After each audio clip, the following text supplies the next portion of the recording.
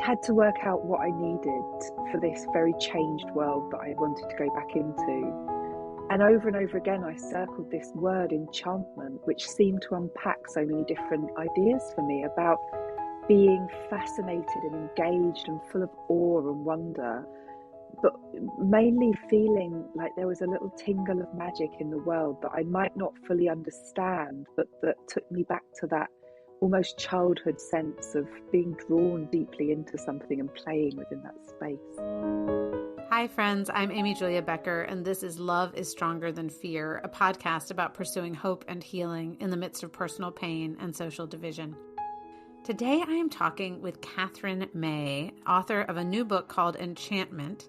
Katherine is also the author of a book called Wintering, which was a New York Times bestseller and a really popular book a couple of years ago. So you might remember her from that, although I didn't get to talk to her then because I didn't have a podcast then. But now I do. And I was so excited when I had the opportunity to talk to Katherine about awakening wonder, relearning enchantment, connection to the natural world, living every day with a continual sense of the presence of God. I hope you will enjoy this conversation as much as I did. Well, I am delighted to be here today with Katherine May, author of a new book called Enchantment, Awakening Wonder in an Anxious Age. Katherine, thank you so much for joining me. Oh, thank you so much for having me. So I have lots and lots of questions for you. And I also feel as though we could sit here and spend our entire time together simply talking about the title of your book. I will not spend our whole time talking about the title, but I thought that might be a good place to start. Really, I wanted to just ask you, talk to us about the idea of enchantment and what it was that drew you to that topic and, how you got there. Tell us the story of enchantment, how this book came to into being, but also what you even mean when you say that word. Sure, yeah. So enchantment was a word that kept coming up when I was trying to explain this need I was feeling, and it was against a background of life during and after the pandemic and the lockdowns, where I got to the point where I felt so seized up with brain fog and burnout that I just couldn't even think straight, let alone make any progress with any projects I was working on or read a book, or like all the basic things had fallen away from me. And I had this strong sense that even though I was not having a great time, I didn't want to return to life as it had been before. Like to some extent, I'd experienced a relief during the lockdowns. The pace of change of the pace of life had slowed down, I should say. Yeah. And the thought of going back into the world as it was just filled me with horror. Like I could feel it in my body that I didn't want to spend so much time like in crowded spaces or rushing between appointments.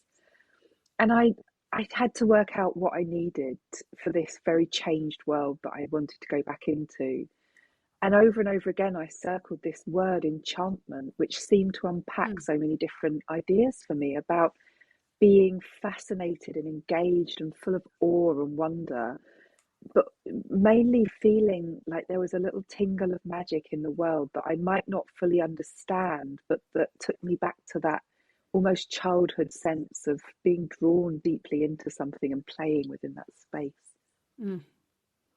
I want to go back to what you just said about the childlike sense of wonder. But before that, what I'm also wondering about is, some people would say we have lived in a disenchanted age. Actually, I was reading an essay in the New Yorker this morning and read this. It was about the fact that English majors are dropping, like people who study English in college and university is just precipitously falling. And so they were writing about why there's no longer any English majors.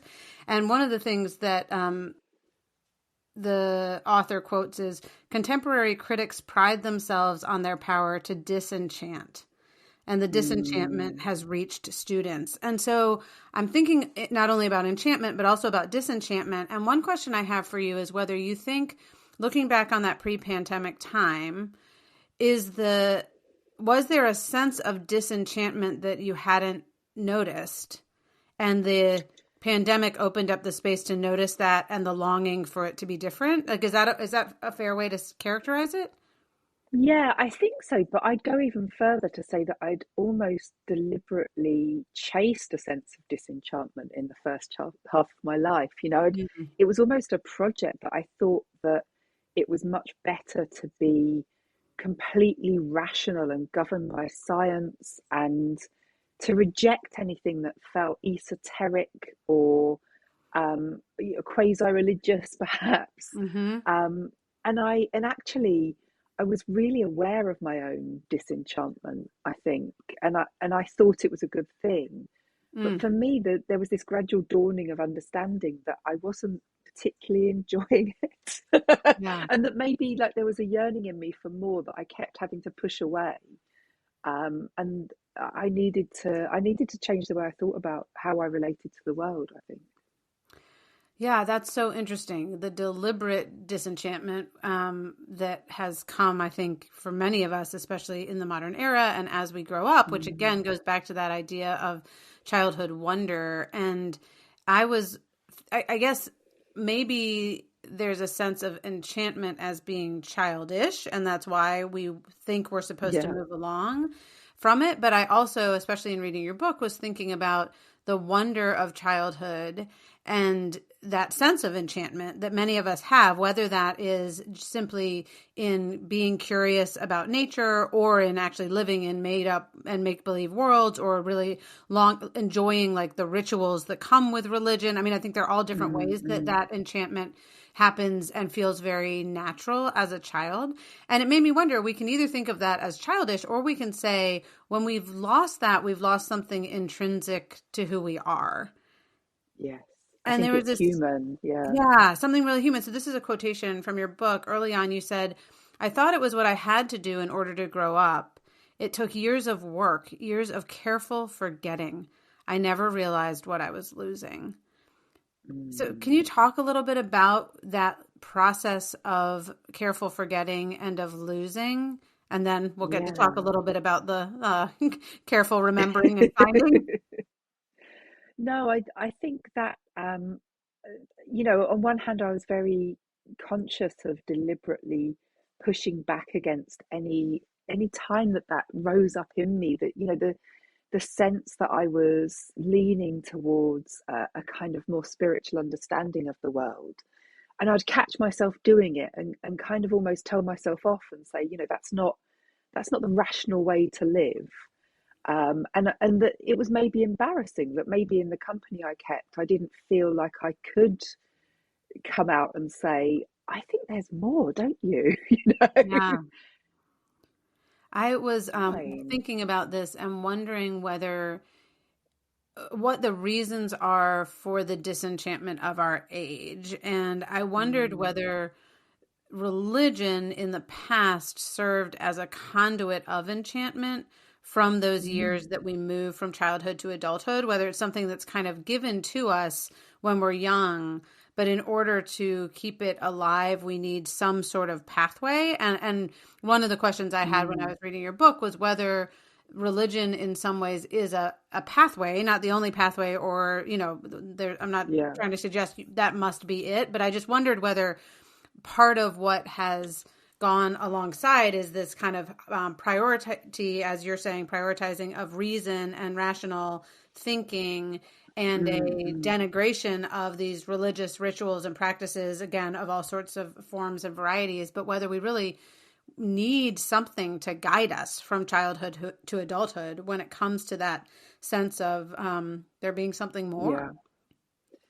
Yeah. Yeah, it's almost like it sets up a framework through which we can explore bigger ideas than simply like the business of every day. And I mean, I grew up without that, although I did have contact with Christian religion because I was at a church school, and I went to Mm. Girl Guides, and I spent quite a lot of time in church. And so I understood the structures and the way of thinking, even if I didn't ever particularly feel like they were my belief system. Hmm. And for example, I learned to pray at school, which was something that just carried on through the rest of my life as a practice that had no kind of foundation. Hmm. Um, and I just began to feel, I think, when I started to write this book, that without that, with living with that rejection, was living with an active pushing back against something that I wanted to do. Like, I had an instinct for it. It wasn't that taking on a spiritual practice or a religion would have injected something into me. It's that I seem to automatically reach towards it and to need it, actually, to need it as like part of the full spectrum of how I could think. And not having that spiritual perspective meant that I felt like I was only using a sort of small section of my total capacity for interaction with the world and how to think about it. It was a cutting down, and it began to actually feel more and more restrictive as time went on. Yeah, and obviously, I'm thinking about it and I'm like, of course, religion can also be a path to disenchantment because it can Yes. also come under the banner of rationality or of control, right? So, Mm-hmm. even as I'm listening to, on the one hand, I wonder whether for you, almost not having the beliefs but being given some of the forms might have been helpful in some way, just in the sense of Yeah, you weren't yeah, thinking, oh it's a gosh, I have to do it this way, but more like I can receive what I'm being given. And if it seems like something that connects with what I need as a human who has a spiritual dimension to life, then I'll use it. I don't know. Yeah, I mean, it's advantageous because I never had that sense of patriarchal control from it, because it wasn't coming from my family. And Hmm. so I know a lot of people that I speak to who grew up with loads of different religions Yeah. are very much against it, because at some point they felt like it, yeah, took excessive control of them, told them what to do, didn't let them develop and explore their own values, for example. I mean, it's certainly not true of all religious people, but I think Yeah. one of the things that's been driving our, secularization or our disenchantment has been this increasingly kind of sharp analysis of patriarchy, really, and Hmm. how, controlled lives have often felt, and how hierarchical systems have felt incredibly oppressive rather than feeling like they're enhancing life particularly. So I didn't have that. I just got to go to church and quite enjoy the atmosphere. I used to when I was at university, I used to sing in the chapel choir 3 times a Hmm. week, and to go into a lit space every night with only candlelight, the most beautiful song, and a sense of peace falling on the room, and a sense of intent, to me was absolutely a wonderful space to enter into. But I didn't believe, and so Yeah. that cut me off from feeling like I truly belonged there. Hmm. Yeah, I do think having access to those spaces. I mean, again, there are people who, for whatever reason, still feel cut off even from that sense of peace that you had. And yet I'm Mm, thinking about, walking around through most of the world with a little screen in our hands and not noticing what's around us, whether again, that's the natural world or being able to sit and be still or sit and be bored or, just experience our own bodies and our communities and environments with a less mediated um, mm, perspective. And I do wonder, well, yeah. one of the things you wrote early on again was if there were a spirit of this age, it would look a lot like fear. And obviously, Awakening Wonder in an Anxious Age is the subtitle of the book. And so I do wonder about that relationship between anxiety and enchantment or disenchantment, and even just Mm. our modern age. We've obviously got both the COVID pandemic as well as the technological age that we're in. So could you speak a little bit about what relationship you've seen between fear or anxiety and this Mm. longing for enchantment? Yeah, it's really interesting, isn't it? Because we've talked a lot in the last few years about our distractedness, and the way that our screens are pulling us from the real world, if you like, and into this digital space where we're numbed to, you know, the sensory inputs that we'd otherwise be noticing, and also the social interactions that are in the room around us when Yeah. we're busy interacting with, sometimes complete strangers. And I wonder if we don't need to flip that a little bit, flip our understanding of it, because I would see instead that we're fleeing onto our screens to escape something that feels very overwhelming in the real Mm. world. And I think that is, it's complex. I think we're often escaping a sense of conflict, and intergenerational conflict or political conflict that we don't know how to solve, and we've no longer got the comfort to be in disagreement. So we're fleeing onto more common communities online. But Mm. I also think this sense of distraction does come from a feeling of fear, which is maybe quite diffuse, but we feel like something's going to happen. It's profoundly apocalyptic, actually. Like we feel like the end of the world is somehow imminent, whether that's from the pandemic, and clearly that there was a lot to be afraid of there. But also, we're worrying about environmental disaster. We're worrying about, violence, and particularly gun crime, coming and visiting us. There's a big war that, on in the Ukraine, that looks like it could well roll into a world war. Yeah. All of those things are terrifying. Like, they're legitimately frightening. Yeah. And it's no wonder that we're struggling to concentrate on the finer things in life when we're literally looking over our shoulder to see what's coming. And so I mean, I agree. Those are all real, and and on some level, the easiest place to flee right now is these devices that we've got. And yet they also, I think, leave us pretty unsatisfied. Yeah. At the end of scrolling through Instagram, I do not feel the same peace that I do at the end of sitting in a contemplative space, even though I am going to scroll through Mm. Instagram every day, and I'm not going to sit in a contemplative Not going to space, stop. right? So Yeah, I, yeah, totally. I am very much a part of this problem, but I'm Me too, wondering, yeah. yeah, about the idea of awakening wonder, and there's another phrase you have of just needing instructions for re-enchantment, and I'm curious to know Mm. what instructions you discovered. Are there instructions for re-enchantment? I wish there was a cheat sheet that you could Yeah. just like hold in front of your nose and it would all be easy. I mean, I began really with just trying to find a way to leave my desk, because I think during the lockdowns, when I couldn't go out, I'd got very used to almost clinging to my desk, even if I wasn't doing anything, but it felt meaningful and productive to have my laptop open and to be looking at something. And I eventually I had the foresight to put a little post-it note above my desk that said "Go for a walk." Hmm.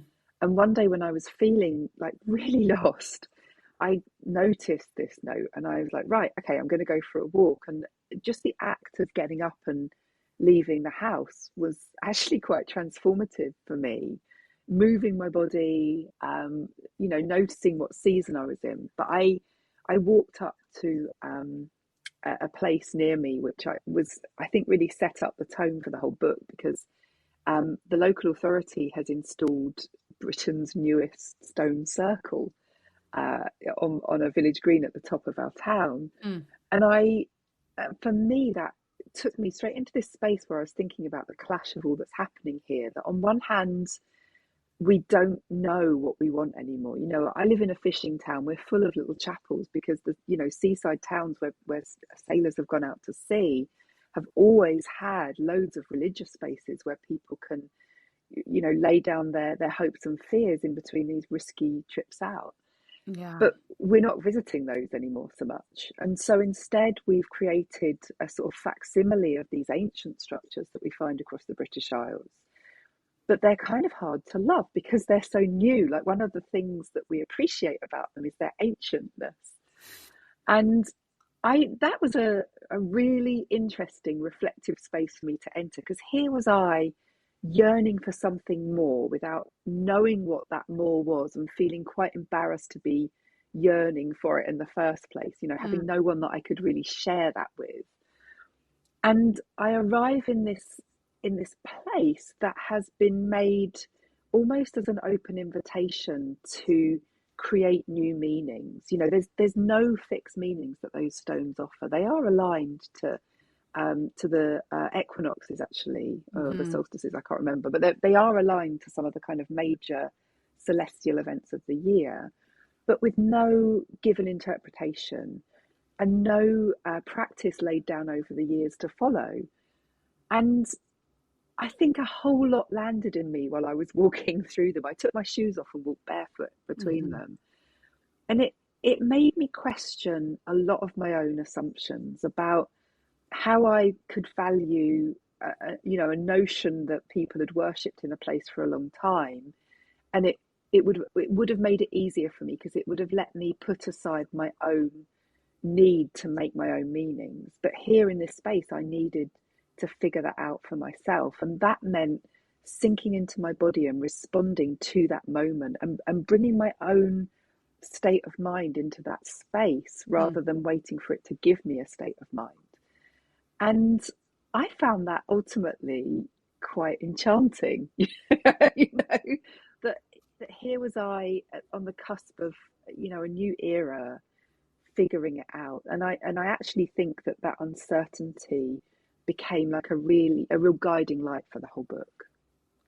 Well, it's interesting because one of the things that your book made me think about is how right now we know in terms of information more or have access to knowledge about more on every level than we ever have in human history. So we've got more information. We have, in Mm, some ways, I think, access to more experiences. We can get on an airplane and go somewhere if we want to and have the, money and yeah. ability to do so. But nevertheless, largely we have more information and more experience. And yet, I think one of the things that struck me in your book is how much knowledge has been lost and that we know less than we ever have in other ways because we aren't stopping to pay attention in that sense of taking off our shoes, both kind of literally Mm, and metaphorically. And it yeah. made me wonder whether that sense of longing for meaning and purpose and a sense of a reason for our existence might have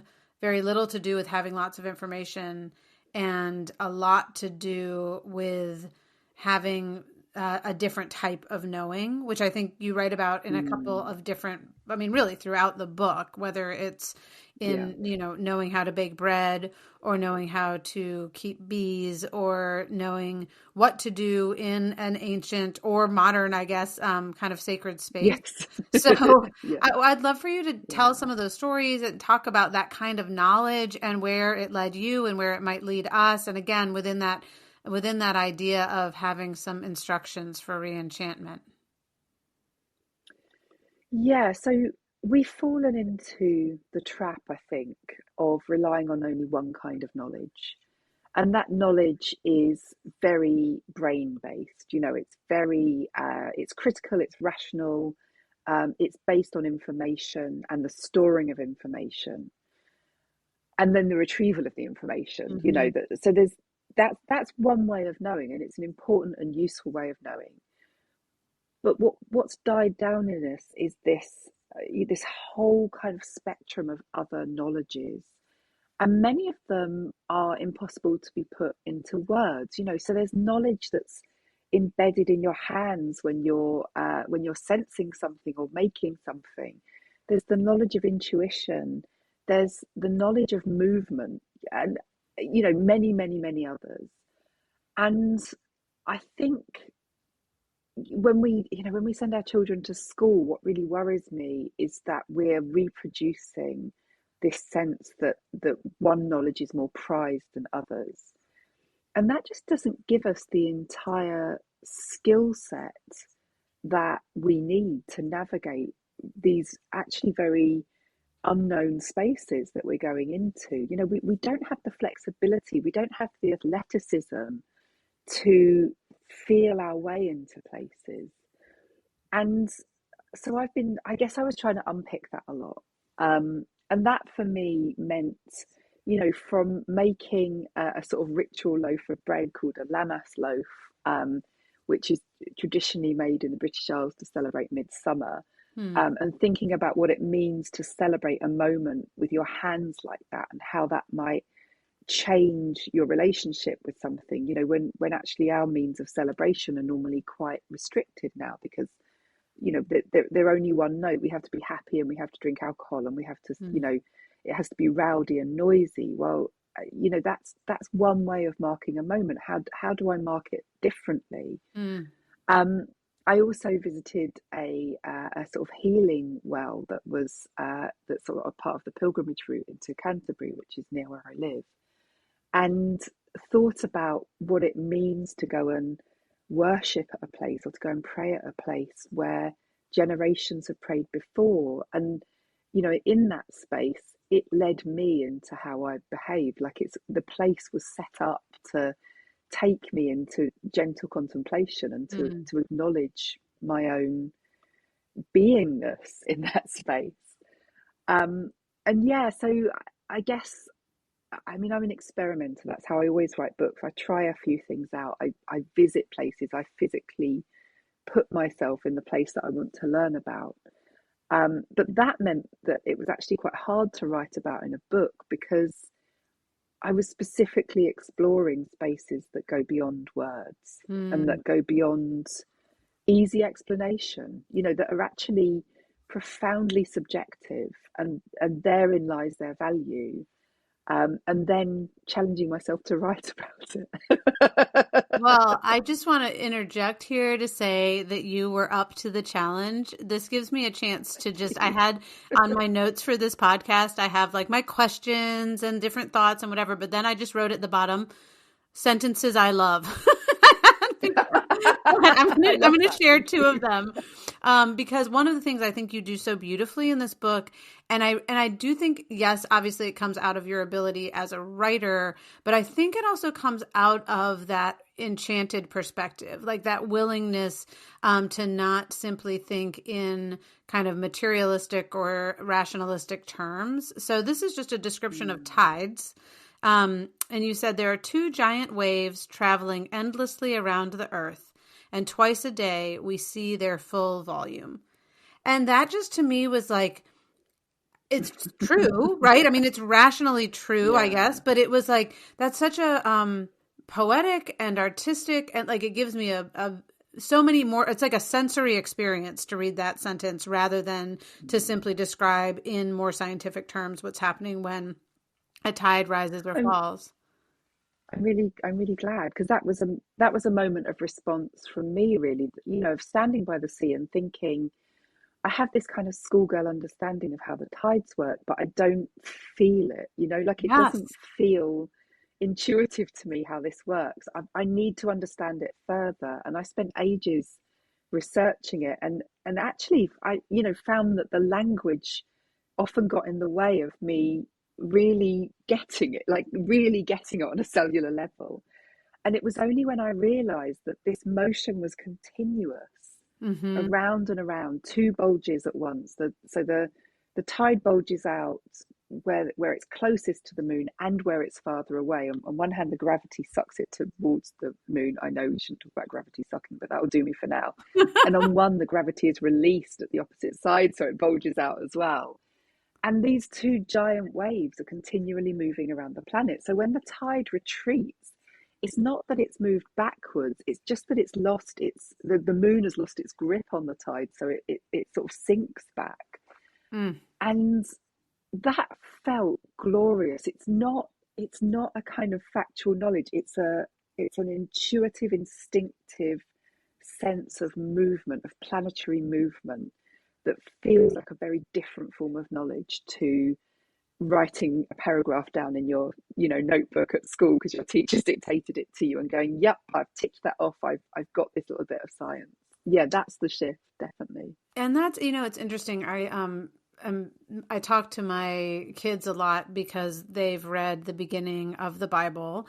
And so they've read Genesis chapter 1, and they've also learned in school about the Big Bang and evolutionary biology. And they're like, okay, mom, so one or the other is true. Which is it? And I'm Yeah, like, both are true. And I don't mean by that that there were yeah. literally 7 24-hour periods in which God spoke and this is what happened. But what I mean is they are different ways of knowing the same truth, and they both have value. And we need to ask, what is the writer trying to offer us here? What are the questions that are trying to be answered here?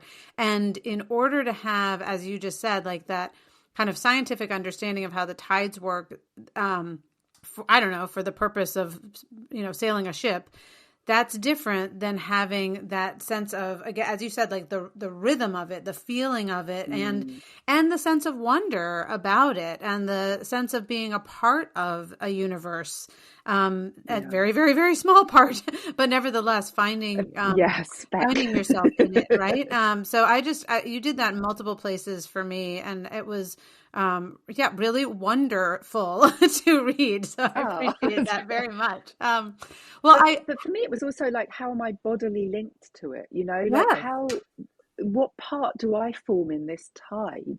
And it's that sense of feeling your way into the world that I was learning to do, and I'm still learning. But like that was the shift. Yeah. Well, I love that, and all the different places where you're able to do that, for me as well. And I also loved, so I have what's called a Master's of Divinity, which is one of those words that, again, yes, speaks back word, to the ways in which religion can be, a box rather than a path. But nevertheless, I learned a really fun theological word from you in reading this book, which is, I don't even know if I'm pronouncing it correctly, but hierophany. Is that how you say that word? Hierophany. Yeah, I think so. Yes, as far as I'm aware. Okay. Well, will you I could be explain wrong.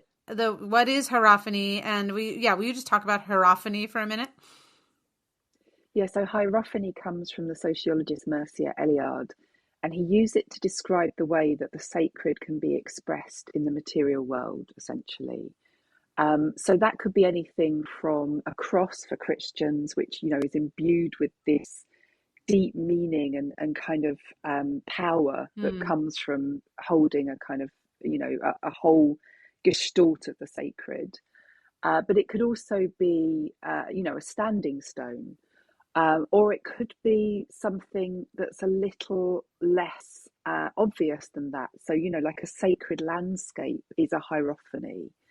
And I began to think about how we have personal hierophanies as well, these ideas or these places or spaces or objects that hold something to us that feels much more than the sum of its parts and that transcends the material.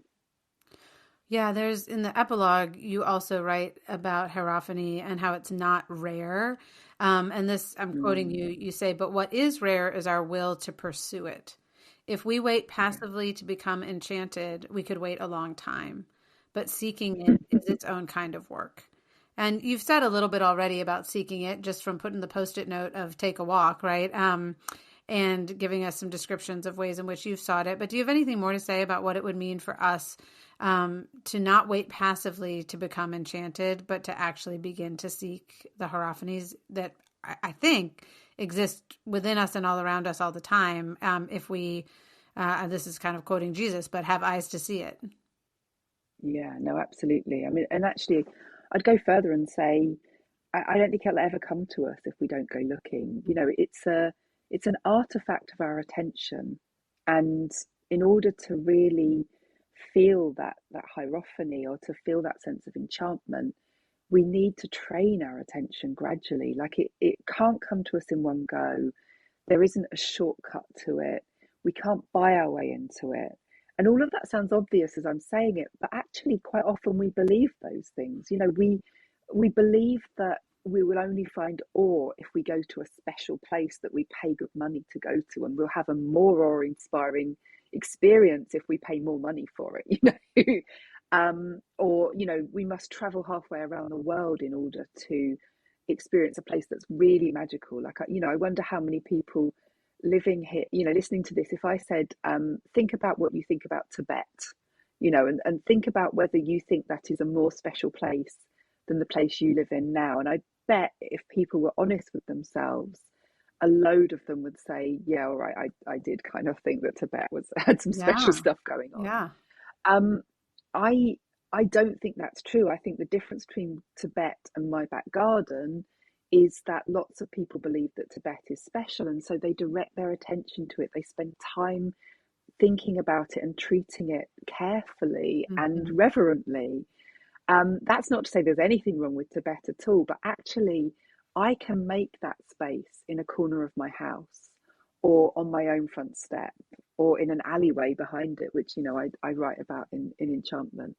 Like these places respond to our attention and our intent and our Mm. desire to make them feel significant. So we create the hierophanies, but we have to do that consciously.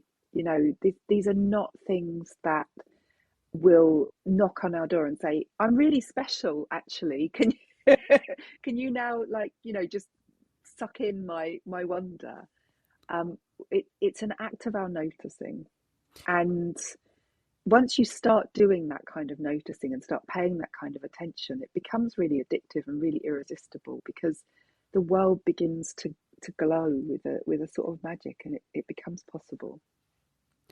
Well, and that's where there, at least, and tell me if you disagree, I'm curious, because it seems to me there is perhaps a creating of hierophany, or perhaps it's there for the taking's not quite the right word either, but Yeah. for the discovering, for the encountering. And so the work on our side is the noticing or the paying attention. But it's Yeah. present, and it's just something I think that I'm missing a lot of the Mm. time. Yeah, and I think both. I mean, I think there are some places that are, waiting for our attention again, and but there's also work for us to do in creating new spaces that meet Mm, our current needs. Um, yes. so Okay. yeah, I mean, to go back to standing stones, it's irresistible to step into those places and think about them as ritual spaces, and to find them quite awe-inspiring because of the amount of time they've stood. Um, but actually, we have new needs now, and we're inhabiting new spaces and new kinds of spaces. And a really important question for us is, how do we imbue those with that same sense of wonder? And that's complicated, right? Because our first instincts has been to borrow artifacts from other cultures that we don't fully understand Mm, in order to add that in, to burn a certain kind of incense that we know some other spiritual community uses, or, to dress them with kind of borrowed religious symbols that we right. don't really understand the depths of.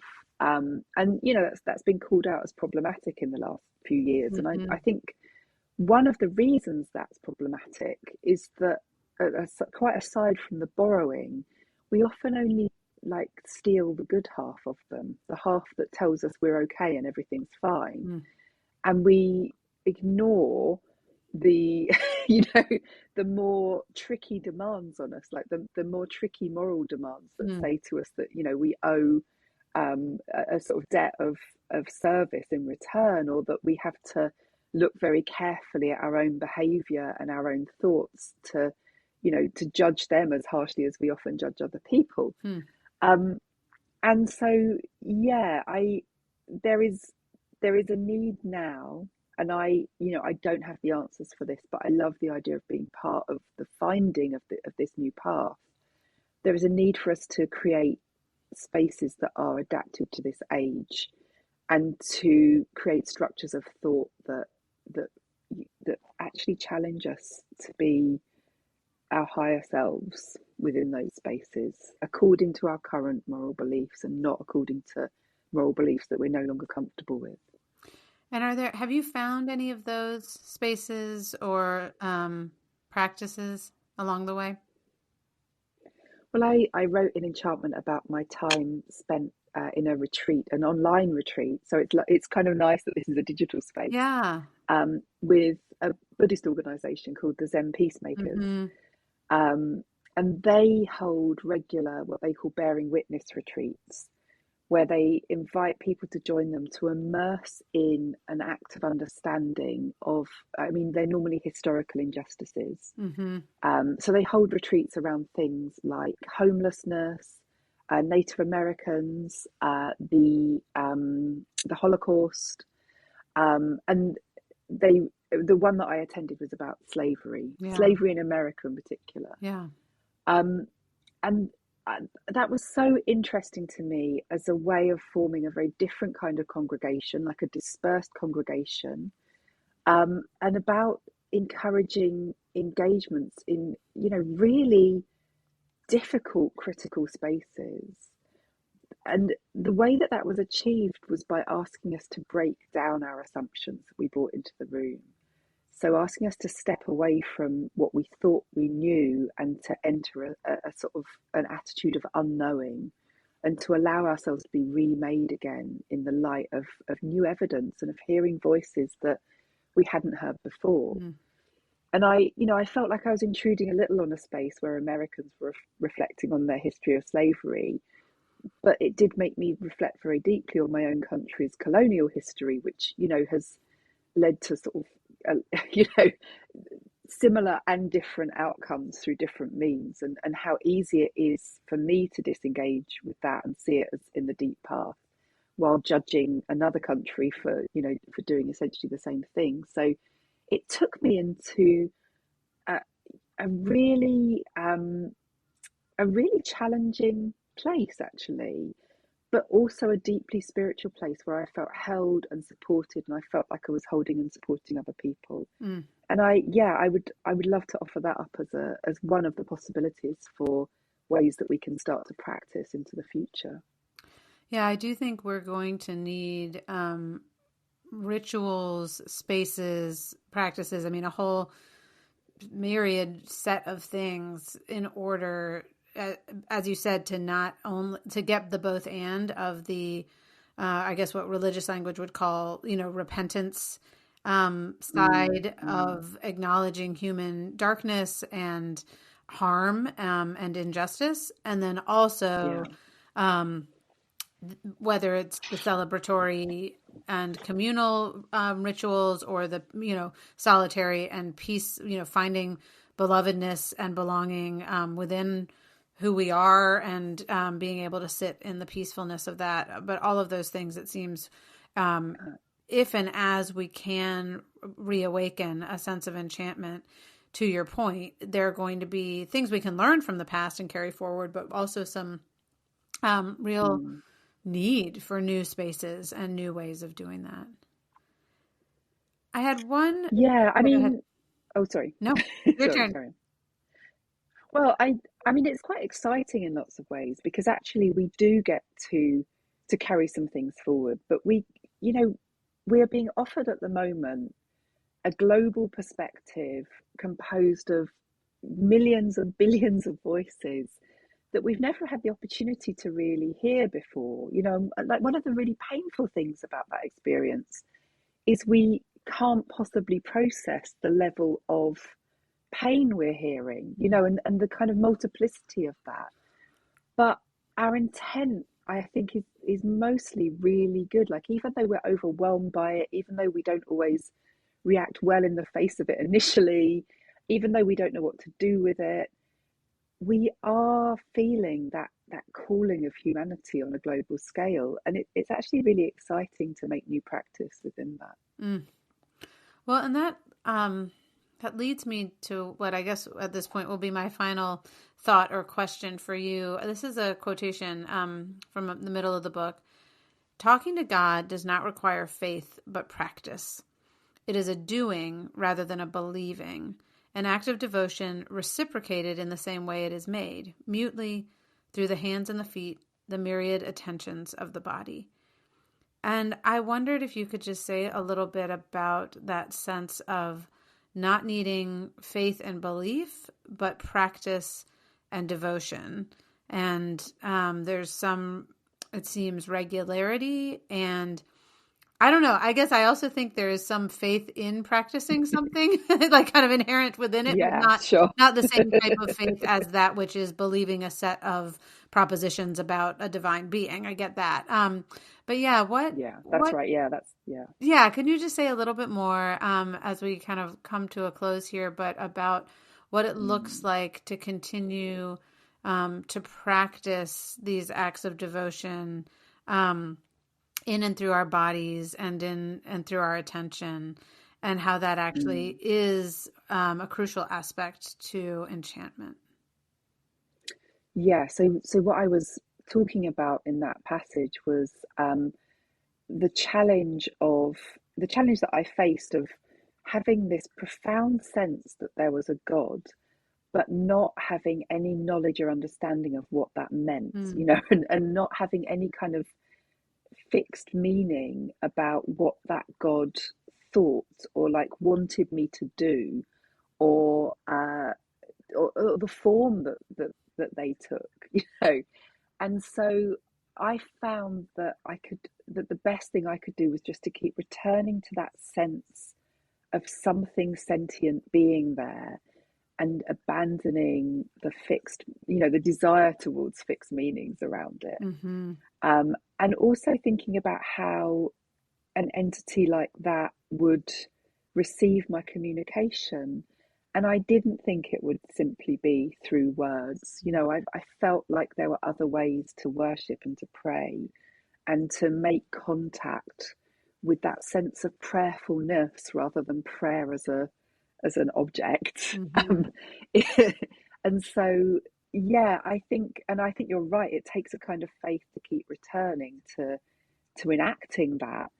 But I also think that there's a direct contact there that isn't intermediated with words or beliefs. And so I find that I need a sense of faith much less, because actually I feel the physical pull towards it. I feel that direct communication and that direct bodily need for that immersion in that bigger sense of consciousness or sentience, and my absolute connection to that rather than my separateness from it. I don't know if I'm expressing that very well. It's quite hard to explain. No, I think you are. And it's interesting because I think for me, as someone who comes from a very particularly Christian perspective, there's still so much about what you've written that rings so true, including this, that, I certainly as a kid going to church did have a set of beliefs. And on some level, I could still say that is true. It's not as though I no longer believe almost everything I would have said I believed, 30 years ago. And yet it is more the putting that into practice. And for me, this ever expanding sense of that sentience and consciousness, and connection and invitation into that connection, that is always going to be beyond my comprehension, and yet feels also more intimately present. Even if I feel like in some ways I would say when I was 12 and going through confirmation class and like giving the right answers, I felt like I had more comprehension than I do now. But I now would say, having walked with an expanding sense of God's love, of the presence of, what I would call the Spirit of God, and of the life of Jesus, all of those things have decreased my comprehension, but expanded my sense of kind of intimate belonging, So that's where I just really connected to that sense of talking to God does not require faith, but practice. And that sense of being, present to an unknowable and yet intimate, being who is always there. I love that idea that as we get older, we can deepen our relationship with that, with that sense, that actually it takes experience to keep returning to it, but also that we can get much more comfortable with uncertainty and not knowing as we get older, whereas maybe as children we want to master it very quickly. And actually I've learned to let go of my own mastery of anything as I've got older, and that's a real pleasure. I know there's so much I wish I could go back and give to my teenage self, including the need to get it all right, but I suppose that's just part of the journey. So, Yes, indeed. well, Katherine, thank you so much for your time and for this book. It's such a gift. And I know it will be something that I go back and reread and pass along to other people because there's so much in it that is, that awakens wonder. And I'm really grateful for it. Thank you. Thank you so much. It was so lovely to talk to you. As always, thank you for listening to this episode of Love is Stronger Than Fear. We rely on you to spread the word about this podcast, so think of someone who would enjoy this conversation and send it their way. Go ahead and give it a rating or a review, and contact me if there's something you want to say, if you want to suggest a guest, or if you want to just respond to some of the thoughts that you heard here today. My email is amyjuliabeckerwriter@gmail.com. I also want to thank Jake Hansen for editing this podcast, Amber Beery, my social media coordinator, for doing all the things to make sure that it comes out into the world in a good shape. And finally, as you go into your day to day, I hope you will carry with you the peace that comes from believing that love is stronger than fear.